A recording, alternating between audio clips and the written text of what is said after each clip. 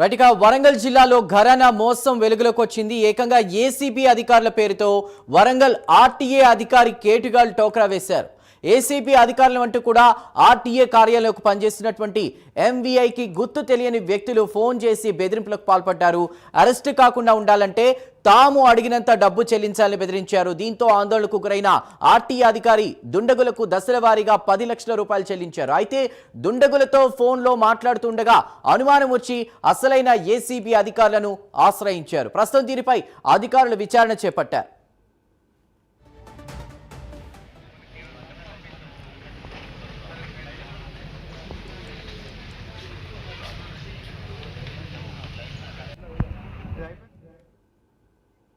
వరంగల్ జిల్లాలో ఘరానా మోసం వెలుగులోకి వచ్చింది. ఏకంగా ఏసీబీ అధికారుల పేరుతో వరంగల్ ఆర్టీఏ అధికారికి కేటుగాళ్లు టోకరా వేశారు. ఏసీబీ అధికారులం అంటూ ఆర్టీఏ కార్యాలయంలో పనిచేస్తున్న ఎంవీఐకి గుర్తు తెలియని వ్యక్తులు ఫోన్ చేసి బెదిరింపులకు పాల్పడ్డారు.